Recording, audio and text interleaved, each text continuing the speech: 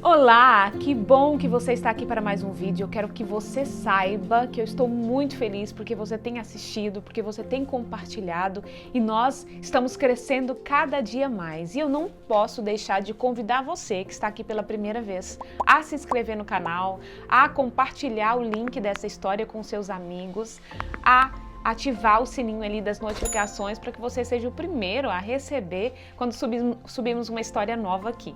Tá bom? Comenta lá também, vamos interagir, porque na realidade somos uma família e esse canal tem marcado minha vida e tem abençoado a vida de muitas pessoas. Eu tenho certeza que com você não será diferente. Os nossos convidados de hoje é a Elian. Ela é natural do Tocantins, mas viveu a maior parte da sua vida em Goiânia. Ela é professora, casada com o Renner. Eles são casados há 21 anos. O Renner é enfermeiro, tem 2 filhos lindos eles.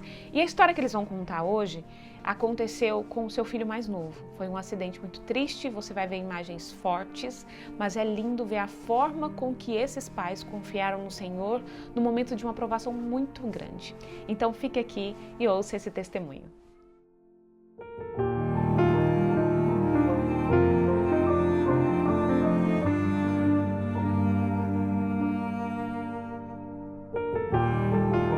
Tudo bem, Renner? Tudo bem, Bruna? Prazer falar com você, Bruna. Igualmente. Muito obrigada, Elian, por estar aqui. Tudo bem com você?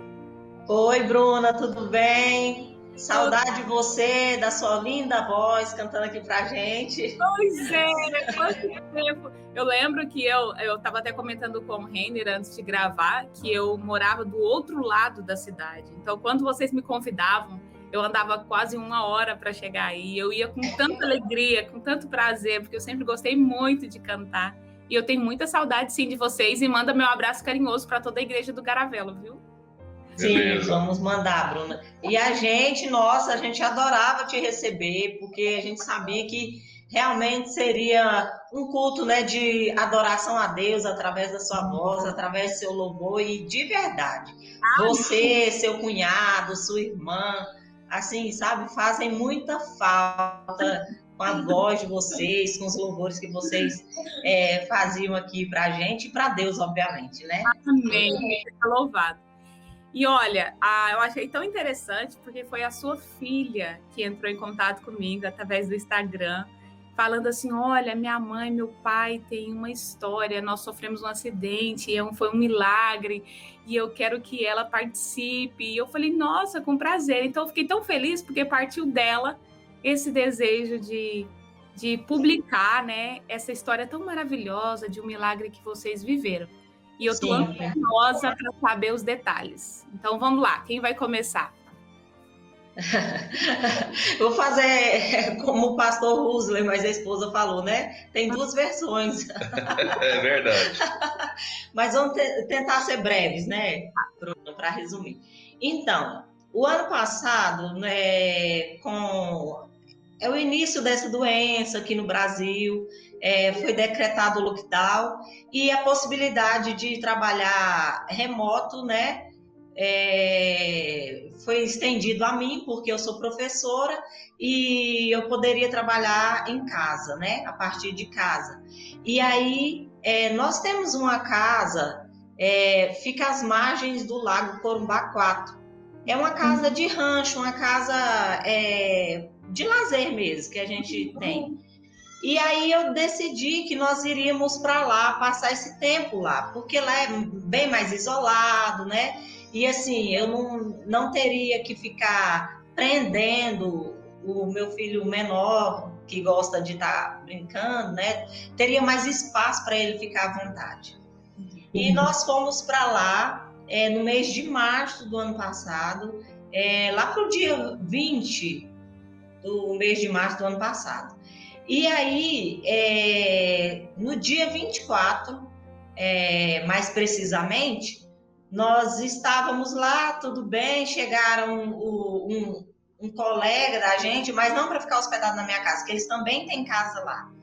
Meu cunhado tem casa lá, lá é um condomínio de chácaras, então a casa deles fica um pouco mais afastada da minha, e lá é um lugar de morro, bastante íngreme os morros. Então, eles ficam bem mais embaixo, a minha fica bem no alto. E aí, os meninos desse meu colega esteve lá em casa, brincaram o dia todo. E nesse dia, especialmente, o meu filho, caçula, estava choroso. Nessa época ele tinha 5 anos, né, o ano passado, chorando à toa, apelava com a brincadeira dos coleguinhas e aquela coisa, sabe? Os coleguinhas foram embora e eu fui fazer uma caminhada e eu vi que nas ruas do lado tinha muita cobra. Nesse dia eu vi 2 cobras. E a Júlia estava lá embaixo, na casa do meu cunhado. E ela ia subir com a prima a pé, né? Já era à noite. Aí eu falei assim, olha, filho, eu vou dar um banho em você rápido, vou te dar o jantar, que nós vamos buscar a sua irmã. A distância é curta, dá para ir tranquilamente a pé, sabe? Mas por causa das cobras, eu decidi buscar, porque há momentos atrás eu quase tinha pisado numa cobra, uma cobra bem grande. Uma cobra assim de quase 2 metros, sabe? Ela estava estirada no meio da estrada, parecia um pau. E aí eu assustei bastante, eu fiquei preocupada. E aí eu né, dei o banho no Pedro, dei jantar, e eu pedi para ele abrir o portão lá da nossa casa. É um portão de grade, um portão aberto, mas com as grades bem grossas, sabe? Mas ele já dava conta de abrir o portão. Abrir para tirar o carro. E aí eu falei, filho, abre lá o portão e depois você entra, que a gente vai deixar o portão aberto. E no que ele abriu o portão, eu escutei só um resmungozinho. Mamãe. E eu já saí nervosa do carro. Eu falei, esse menino já vai chorar de novo, porque ele passou o dia todo chorando, né? Quando eu saí do carro, Bruna, eu me deparei com uma cena assim terrível, sabe? O portão tinha caído sobre ele, e ele estava embaixo do portão, com a cabeça, com um corte muito grande, com o couro cabeludo todo caído em cima da orelha, o sangue esguichava da cabeça, ele estava assim, sabe, agonizando embaixo do portão. E eu fiquei assim, em choque, peguei o portão, coloquei na minha perna, porque era tudo que eu conseguia fazer, eu não conseguia levantar mais, porque é um portão muito pesado, muito grande. E eu comecei a gritar, o vizinho mais próximo, sabe? Pelo nome do vizinho mais próximo. E nada, e aí, como eu vi que ele não aparecia, e parece que os segundos são eternidades para quando a gente está vivendo um momento assim, né? E meu filho lá, agonizando, e eu comecei a gritar socorro. E eu vi que de repente apareceu um homem do meu lado, me ajudou a erguer o portão, e eu peguei o Pedro. Quando eu peguei ele no colo, o rosto dele estava deformado, o olho muito inchado, muito sangue, tinha sangue pelo nariz, pela boca. E assim, eu fiquei em desespero, né? E eu falei para o homem, coloquei o Pedro nos braços dele, falei, vamos.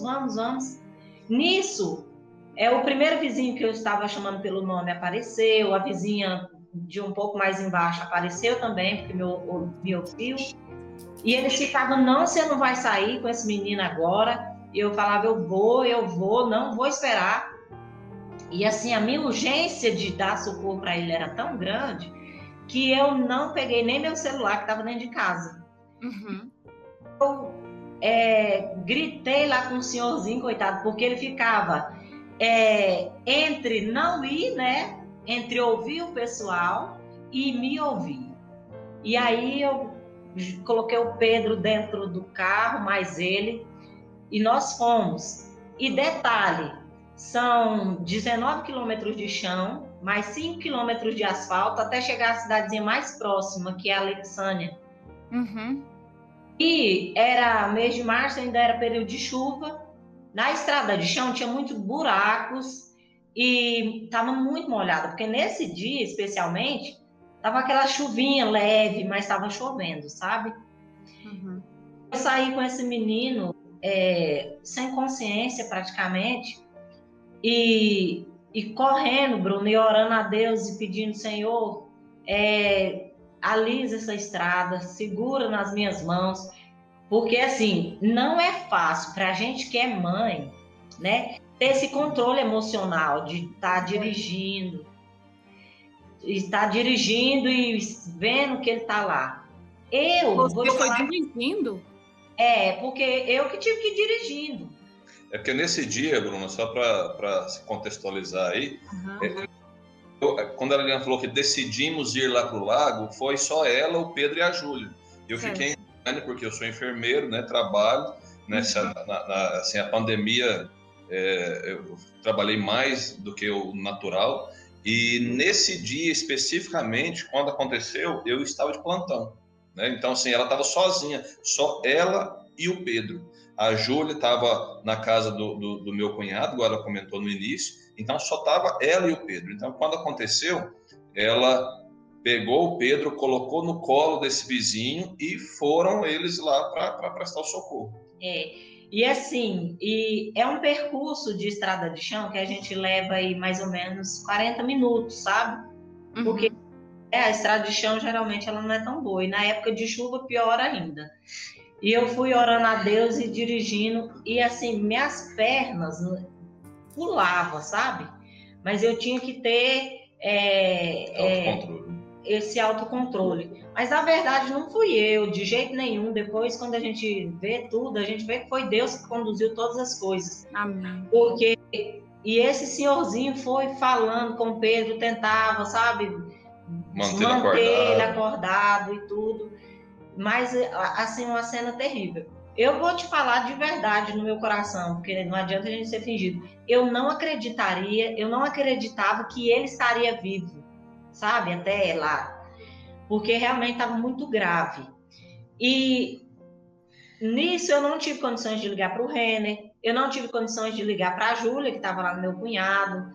Eu só, antes de sair de casa, coloquei a chave na mão da minha vizinha lá e falei assim, vai lá no meu cunhado e avisa. Ela nem sabia quem era meu cunhado. Mas aí nós fomos para o hospital. Nesse percurso todo, eu devo ter gastado 25 minutos. Eu sei que no asfalto, tinha hora que eu olhava no velocímetro, estava de 160. Prova de que Deus foi que nos levou, porque eu jamais dirigi nessa velocidade toda, né? Para mim é muito, muito rápido, né? E eu, assim, super abalada. Mas quando nós chegamos no hospital de Alexânia, por ser período de pandemia, e o povo apavorado, não tinha ninguém. Tinha 2 médicos de plantão, né? Eu digo não tinha ninguém de paciente, porque a equipe médica estava lá. Tinha 2 médicos, tinha enfermeiras, auxiliar, né, de enfermagem e tudo. O primeiro paciente que eles pegaram foi o Pedro, e assim, toda a atenção foi para ele. E quando nós chegamos lá, e eles viram que realmente era muito grave, né? Porque o corte estava muito grande na cabeça, o rosto muito dilacerado e muito sangramento. E colocaram logo na oxigenação, né? Porque a saturação dele estava baixa. E assim, aquela cena horrorosa, sabe? Eu lá junto. E de repente, Bruna, ele começou a fazer vômito de muito sangue, aquelas bolas enormes de sangue, sabe? E aí eu pensei, meu Deus, ele estourou todo o tórax, porque no momento que o portão caiu todo nele, inteiro. Meu Deus. Agora, vomitando, né, acabou. Até nesse momento eu não havia desabado, eu não havia chorado ainda, sabe? Eu estava tentando segurar as pontas ali. E aí, de repente, meu cunhado chegou, mas a minha cunhada, e aí nesse momento eu me dei o direito de desabar, sabe? Foi um momento que eu chorava muito, desesperada. Aí foi um momento também que eu tive condições de falar com o Renner, que já estava providenciando para ir, né? Para lá. Já estava. E aí, assim, os médicos fizeram todo, né, os primeiros atendimentos. lá por ser um hospital pequeno, não tem muito recurso. Não tem. Então, assim, esses são recursos, né, de primeiros socorros mesmo. E o Renner, né, estava de plantão nesse dia, e para você ver, Bruna, que Deus providencia todas as coisas. Amém. Ele estava de plantão na unidade de pronto atendimento, mas ele tem outro vínculo no bombeiro, né? Não como bombeiro, como enfermeiro. Mas trabalha no bombeiro. Prestando serviço lá, né? Aí deixa eu só contar essa parte agora. Agora é a segunda versão, né, do acontecido, que as duas coisas aconteceram ao mesmo tempo. Então, nesse dia, como eu falei, eu estava de plantão, né? Uhum. E aí eu estava lá atendendo meus pacientes lá, porque eu trabalho na classificação de risco aqui da UPA do Itaipu. E aí, muita gente, uma fila e tal. De repente, meu celular tocou. Eu não costumo atender, assim, eu não atendo o telefone quando lá na UPA, né? Porque estou trabalhando, então não costumo atender o telefone, mas o telefone sempre está próximo. E quando eu vi o telefone tocando, era o vizinho da frente da casa, da nossa casa lá do lago, né? O nome dele é Aversino. E aí o senhor Aversino me ligou. E eu logo pensei, falei, não, deve ser alguma coisa, querendo dar algum recado, porque a Eliane tá lá, mas os meninos, né? Eu tô aqui sozinho, nessa hora já era, sei lá, umas 8h30, quase 9 horas da noite, e ele me ligou. Eu falei, deve ter acontecido alguma coisa. E quando ele ligou uma vez, não conseguiu completar a ligação, ligou a segunda, ligou a terceira, aí eu saí, levantei, deixei os pacientes lá e fui lá no fundo, onde o sinal melhor, retornei a ligação para ele. Aí ele falou assim, Renner, você tá onde? Eu falei, não, tô em Goiânia trabalhando, seu Versino. Aconteceu alguma coisa? Aí ele falou, olha, o Pedro sofreu um acidente e a Eliane foi com ele lá para Alexandria. Vem para cá agora. Aí eu perguntei, mas o que aconteceu? Ele falou assim, olha, eu não sei. Vem para cá. E aí foi aquele desespero. Aí eu saí, falei com algumas pessoas que eu estava indo embora, que tinha acontecido alguma coisa. Eu peguei o carro e fui.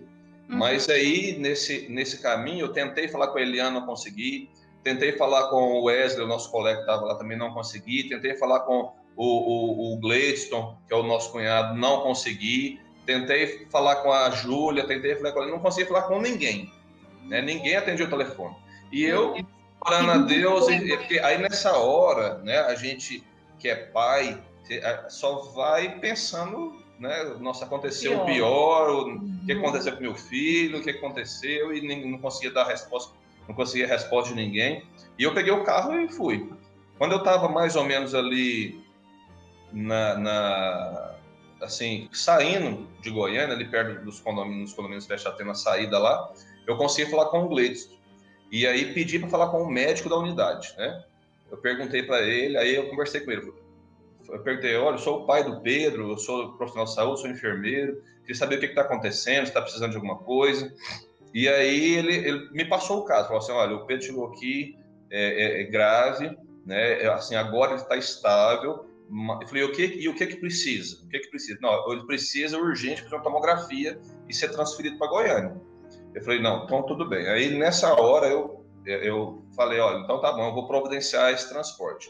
Aí eu voltei com o carro, fui lá no bombeiro, né? Lá eu trabalho na unidade de suporte avançado, e nesse dia eu não estava de plantão lá, mas eu fui para lá, conversei com os colegas que estavam lá, e Deus abençoou, Deus encaminhou todas as coisas, né? O médico que estava lá nesse dia ele é anestesista e também neurologista, né? Então, assim, eu conversei com ele, o nome dele é Eric. Falei assim, Eric, agora aconteceu isso, isso e isso, e eu preciso que a gente vá lá em Alexandria trazer meu filho para cá. Aí a gente ligou na central de regulação, passou o caso, teve uma certa dificuldade, assim, questão de liberação da ambulância, mas eu até, assim, tenho muito a agradecer ao Eric, porque, assim, quem conhece sabe que, assim, a regulação médica, ela é soberana, né? Lá no telefone, né? Se o médico regulador fala assim, olha, aguarde um pouco, não é para sair agora, o médico da unidade que está lá, da unidade móvel, não pode se deslocar, né? Aí eu comecei a pôr pressão no Eric, né? Porque o meu filho estava precisando, a Eliane me ligava de 10 em 10 minutos, cadê você, onde você está, o Pedro tá mal, e eu lá, né? Assim, e eu falei, Eric, cara, a gente tem que ir.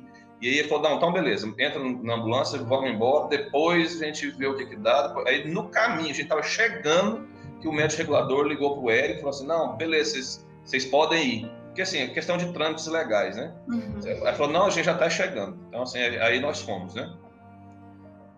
E esse percurso, né, de não saber o que estava acontecendo, conseguia falar poucas vezes com a Eliane.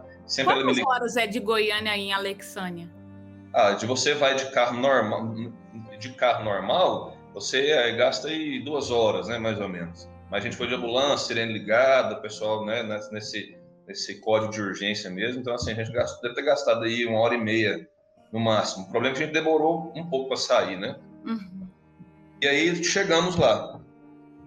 Aí quando eu cheguei lá, aí é que, assim, que minha ficha caiu e meu desespero bateu. Porque, assim, você que é profissional, a gente que é profissional de saúde e que sabe, né, quando você olha para o paciente, você vê na realidade o que está acontecendo. Então, quando eu cheguei lá, o Pedro estava assim, não estava inconsciente, mas ele estava pouco responsivo, né? E você falava com ele não respondia, você precisava estimular bastante para ele conseguir responder alguma coisa, mas respondia logo dormia. Tava com os olhos assim bastante inchados, que é comum no trauma, que a gente chama de sinal de guaxinim, que é sinal de uma fratura na base do crânio. Então, quando tem uma fratura na base do crânio, ele incha os olhos ficam muito inchados, o globo ocular fica meio saliente, né? E eu olhei no monitor, ele estava bradicardia, assim, o coração dele estava batendo bem devagarzinho, e a saturação baixa, uma média de 80, 70 e poucos. Conversei com o Eric, e aí ele examinou o Pedro e veio conversar comigo. Falei assim, olha, Renan, o Pedro está grave, e a gente possivelmente vai ter que entubar para a gente poder fazer o transporte com segurança. Eu falei, não, Eric, eu sei, então vamos fazer o que for preciso. Só que aí nessa hora eu cheguei perto do Pedro e comecei a conversar com ele, pedindo a Deus, né, para Deus intervir ali, colocar a mão.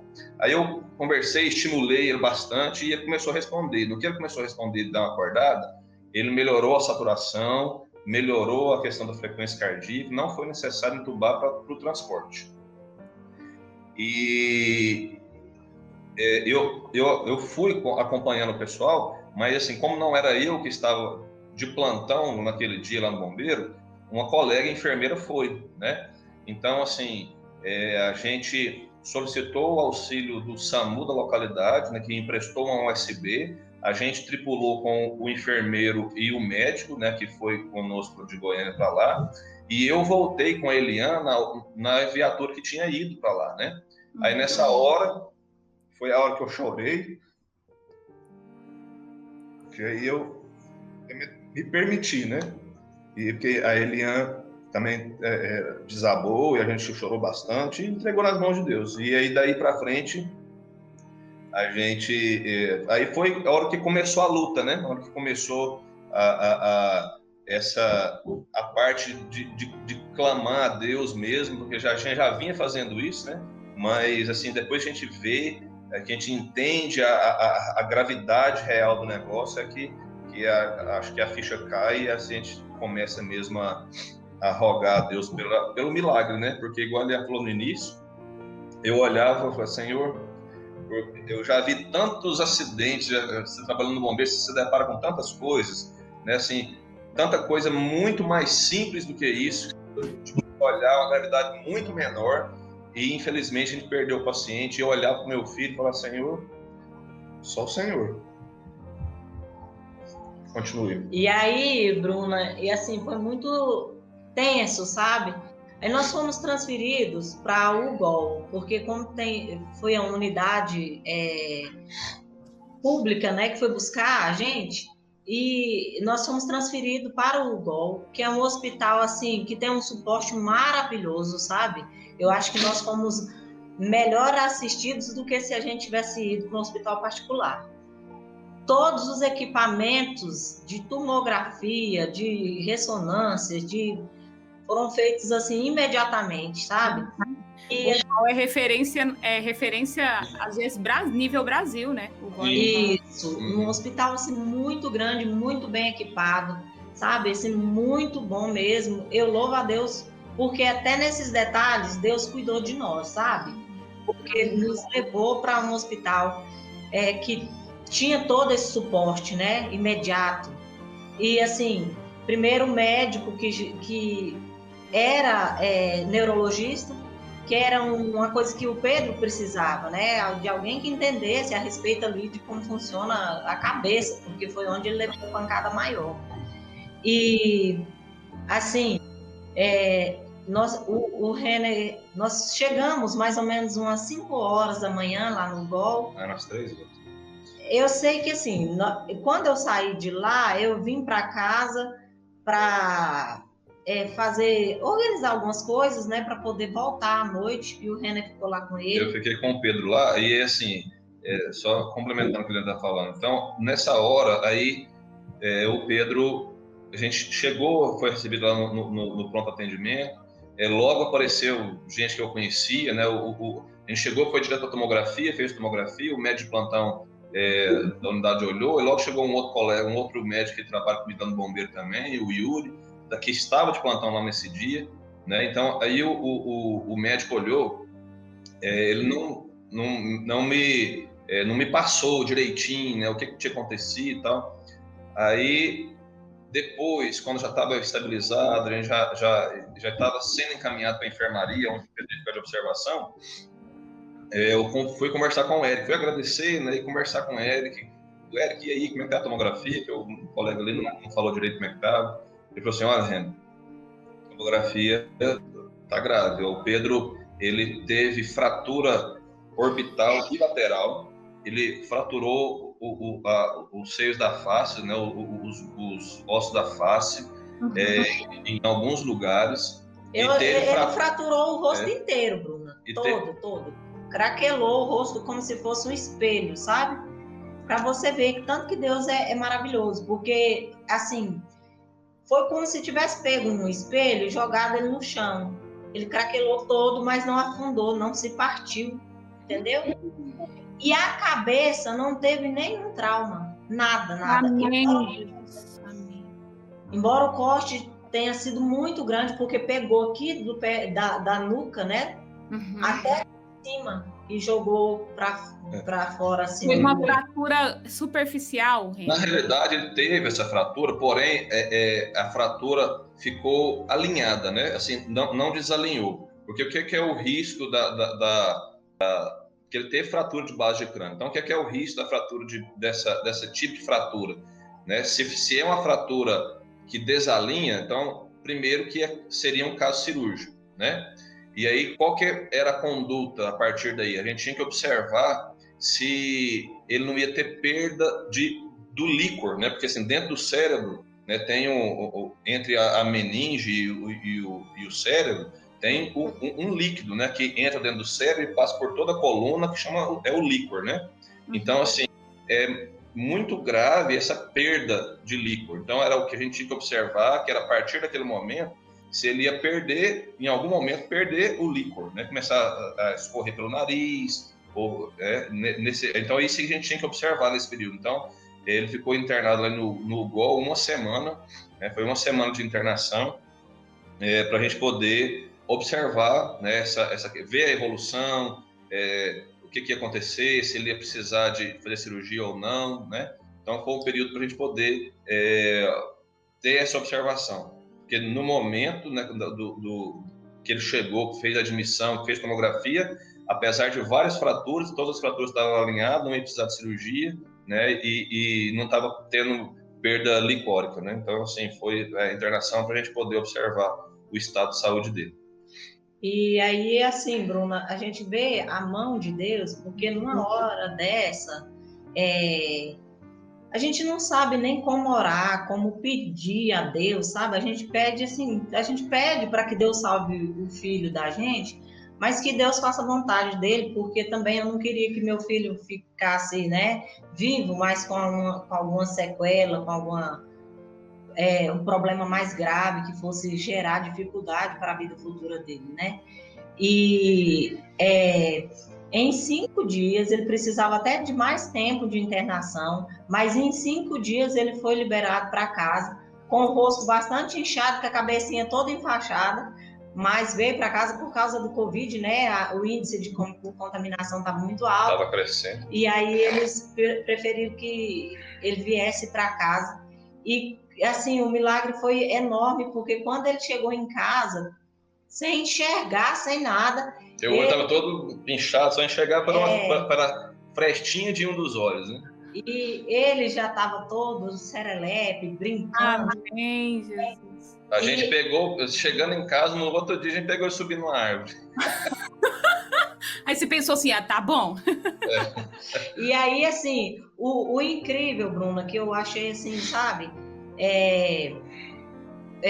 Depois, quando a gente conversou, meu cunhado havia conversado lá em Alexânia com a enfermeira falou o seguinte, que no ano anterior havia acontecido um acidente semelhante. Ela falou assim, parecendo que eu estou vendo um filme. No ano anterior aconteceu um acidente de um portão cair sobre uma criança da mesma idade do seu filho, e ele faleceu. Ela não falou para mim, ela falou para o meu cunhado. Mas ela sempre estava ligando para o meu cunhado para saber qual era a evolução do Pedro, né? Como é que estava acontecendo. E ela ficou assim impressionada. Depois eu conversei com outros profissionais de saúde, médicos, né, que atendem em pronto-socorro, e assim, muitos me relataram também do perigo que é portão cair sobre criança. E de que muitas crianças morrem, né? E assim, eu não vi nenhum relato de que o portão caiu sobre a criança que não tenha morrido. O Pedro foi o primeiro. E na gravidade que foi. Então, eu quero assim colocar aqui, Bruna, 2 coisas. Primeiro, né, como uma questão de utilidade pública, ter muito cuidado com portões, principalmente nós aqui no Brasil, que temos esse tipo de casa, que tem portão. Aqui é nossa cultura ter isso, né? E outra coisa, as orações intercessórias, viu, Bruno? Amém, Jesus. Olha, Deus ouve. Amém. Você que está passando por algum problema, pode ter certeza que Deus ouve as nossas orações. E Ele, né, intervém no tempo certo. É aquela música que fala assim, né? Deus tem o milagre certo na hora certa para você também. Ele Amém. Amém. E Renner, esse mesmo Deus que fez um milagre na vida do seu filho, vocês viveram esse milagre. Ele é o mesmo Deus daquelas pessoas que às vezes não vê o mesmo milagre que você vê. Eu ia comentar isso agora, viu, Bruno? Porque assim, às vezes a gente... Eu queria que você deixasse assim uma mensagem, você que viveu isso, mas e se fosse o contrário? Justamente. Eu acredito em Deus, né? Que Deus é poderoso, Deus é misericordioso em todas as circunstâncias, né? E Deus, ele sempre está disposto e olhando para os seus filhos. Né? Quando a gente colocou aqui, Eliane colocou que outros passaram pela mesma experiência e infelizmente não tiveram o mesmo resultado que nós, isso não quer dizer que Deus ama mais a nós do que aos outros, né? Na realidade, Deus ama todas as pessoas de igual modo, né? E às vezes nós precisamos cultivar esse amor e essa confiança em Deus, porque independente da circunstância, independente do que tenha acontecido, do que aconteça, do que venha acontecer, se eu tenho Deus como a minha esperança, como o meu sustento, como a mão forte que me levanta quando eu estou em meio à dificuldade, independente do resultado final do meu problema, é mais fácil passar pela tribulação, né? Porque eu imagino alguém passando por um problema grave desse, sem ter uma esperança, né, de alguém maior que está à frente, que está guiando, que está conduzindo todas as coisas. E se o nosso desfecho tivesse sido ao contrário, graças a Deus não foi, né? Mas se tivesse sido ao contrário, a gente também acredita que mesmo assim, né, Deus estaria conduzindo todas as coisas, né? Hoje é mais fácil dizer isso porque o nosso filho está aqui conosco, né? Mas a gente conhece outras histórias, né, de pessoas que têm um coração cheio de esperança, que o desfecho não foi tão bom, né, que não foi bom, e ainda assim permanecem firmes, né, confiando que Jesus esteve conduzindo a vida deles. Amém. Não foi nos nossos olhos, né, Bruna? Porque nos olhos de Deus, Deus é que sabe de todas as coisas. Justamente. Se o nosso filho tivesse falecido naquele momento, também teria sido feita a vontade de Deus, e é Ele que sabe o que é melhor para nós. Amém. Bruna, é tão importante a gente ter confiança em Deus, ter na nossa mente os textos bíblicos que nos confortam. Uhum. Naquele momento de dor, né, de tanta aflição, que quem é pai e mãe sabe, né, você tem aí muitos depoimentos de pessoas que passaram por situações semelhantes a essa ou piores do que essa.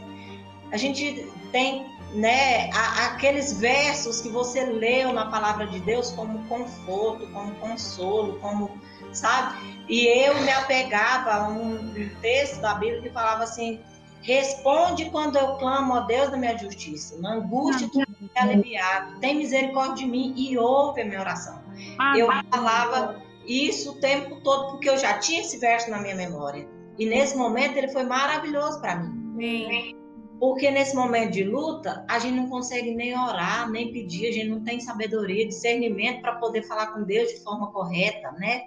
Uhum. Mas aqueles textos vinham na minha memória, vários textos que a gente tem, né, da Torá, da Bíblia, da Palavra de Deus. E a gente falava, né, eu orava, eu clamava a Deus com esse texto bíblico, e também, né, o Salmo 23, que fala, né, ainda que eu ande pelo vale da sombra da morte, não temerei mal algum. Amém. Aí eu sempre colocava esses textos na presença de Deus, e eu tenho certeza que isso ajuda a gente. Amém. Tá mais confiante, mais forte. E um ponto mencionado pela Eliane também, que é muito importante, viu, Bruno? Assim, a gente, às vezes, vive de forma muito individual, né, muito isolada. E por viver assim, né, o mundo é assim, né? Por viver assim, às vezes, a gente não sente muita dor do outro, né? E é tão importante a gente, no momento de dificuldade, de desespero, né, a gente perceber que tem pessoas que se importam conosco, que nos ama, né, que está preocupado, que está ali de joelho no chão com você também, clamando a Deus pelo milagre, né? Também ficou como lição. De lá para cá, a gente parece que a gente fica mais sensível, né? Quando a gente vê alguém passando por dificuldade, passando por um problema, precisando de uma oração, a gente se coloca nossa, em determinado momento eu passei por isso e alguém me estendeu a mão, alguém me fez a ligação, me mandou uma mensagem, disse que está orando por mim, e isso faz toda a diferença, né? Porque assim, naquele momento ali onde você está ali do lado da cama do seu filho, de todos os dias de internação, eu acho que eu ainda ter ficado um dia, todos os outros dias eu fiquei, porque por conta da pandemia não podia trocar de acompanhante, né? Então assim, não podia, a gente não podia revezar, então eu fiquei dia e noite com o Pedro lá, né? Então assim, a gente olhando, a evolução é devagar, né? É lenta o processo, então eu agradeço a Deus por todas as pessoas, né, que mandaram mensagem, que ligaram, né, que foram solidárias, né, nessa hora. Amém, amém. Agora eu queria ver o Pedro. Cadê ele? Sim. Pedro? Então, Pedro aí. Tá aqui. E assim, o Pedro, Bruno, é bom deixar registrado, o Pedro foi resultado já das orações. Amém. Oi, Pedro. Tudo bem? O Pedro foi resultado das orações, porque assim, já tinha, a Júlia foi uma menina muito doentinha na época. Uhum. E aí eu não queria mais filho, não queria porque já tinha sofrido muito com criança. Então o Pedro veio depois de 10 anos. 10 anos depois. O Pedro foi resultado já das nossas orações. A Júlia tinha muita vontade de ter um irmãozinho, sabe? Ela orava e ela depois começou a convidar o pai dela para orar de madrugada com ela, para Deus. Porque ela queria um irmão. Ela queria um irmão. Olha aí que bênção. Deus completou a bênção, tá vendo? Pois não só a bênção de ter o Pedro, né? Vocês terem o Pedro e depois... de preservar, né? Isso. Exatamente. Amém. Gente, muito obrigada. Obrigada mesmo por compartilhar essa história. Obrigada porque vocês, além de compartilhar a história, vocês mostraram o milagre, o próprio Pedro também. Eu fico muito feliz por ter ouvido isso e saber que o mesmo Deus que cuidou de vocês é o Deus que cuida hoje e é o Deus que vai cuidar para sempre de todos nós. Amém. Amém. Nós agradecemos o convite, viu, Bruna? E assim, que Deus também abençoe você aí com o seu ministério.